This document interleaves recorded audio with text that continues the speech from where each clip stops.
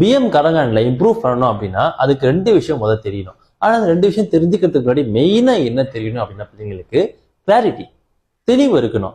என்னென்ன கரங்கான், எப்படி செய்யணும், நம்மளுக்கு என்ன மாதிரியான கரங்கன்லாம் இருக்குன்னு தெரிஞ்சாதான் கொஸ்டின் கேட்கிறப்ப அது என்ன கரங்கான், எப்படி செய்யணும் அப்படின்னு பிள்ளைங்களுக்கு தெரியும். ஸோ இங்க பாருங்க, பிஎம் கரங்கான் இம்ப்ரூவ் பண்ணோம்னா இந்த 2 தான் பிள்ளைங்களுக்கு தேவை. ஒன்னு ஜெனிஸ் கரங்கன், அதாவது என்ன மாதிரியான கரங்கன்லாம் இருக்கு, லப்போரான், சுரட்கிரிமான் ரஸ்மி, தீடா ரஸ்மி, ஊச்சாப்பாட் இப்படின்னு என்னென்ன ஜெனிஸ் கரங்கன் இருக்குன்றதை முதல் பிள்ளைங்க தெரிஞ்சுக்கணும். அப்புறம் அடுத்தது அந்த கரங்கனோட ஃபார்மேட் தெரிஞ்சுக்கணும். இப்போ ஒரு கரங்கனுக்கு ஒரு ஃபார்மேட் இருக்கும். அந்த ஃபார்மேட்டை ஃபாலோ பண்றப்பவே அவங்களுக்கு வந்து அதுக்குன்னு தனியா மார்க் கிடைக்கும்.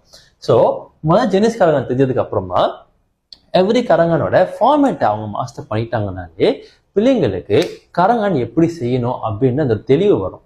தெளிவு வந்துருச்சு அப்படின்னா அப்புறமா அவங்களுக்கு தெரிஞ்ச நாலேஜை வச்சு அந்த கரங்கன் கொஞ்சம் கொஞ்சம் செய்ய ஆரம்பிப்பாங்க. இதுக்கு பேர் practice level. So practice level அவங்க போக போக போக போக தான் ப்ராக்டிஸ் செய்ய தான் இம்ப்ரூவ் ஆவாங்க. இம்ப்ரூவ் ஆனப்பதான் அவங்க கரங்கன் இம்ப்ரூவ் ஆகும். நீங்க நினைச்ச மாதிரி அவங்க ஸ்கோர் பண்ணுவாங்க. ஸோ உங்க பிள்ளைங்களுக்கு இந்த மாதிரி கைடன்ஸ் அண்ட் செமையான டியூஷன் வேணும் அப்படின்னு நினைச்சீங்கன்னா 4 to 5 சப்ஜெக்ட் ஒரு மாசத்துக்கு வெறும் 99 தாங்க ஃபீஸு. கைடன்ஸு பத்தாததுக்கு வீக்லி செமினார்லாம் இருக்கும். வேணும்னு நினைச்சீங்கன்னா டைம் வேஸ்ட் பண்ணாதீங்க. எக்ஸாம் கிட்ட வந்துகிட்டு இருக்கு. ஸ்ட்ரெயிட் ஏ எடுக்கணும்னா இதுதான் அதுக்கான லாஸ்ட் மினிட். ஸோ இப்போ ஒர்க் பண்ண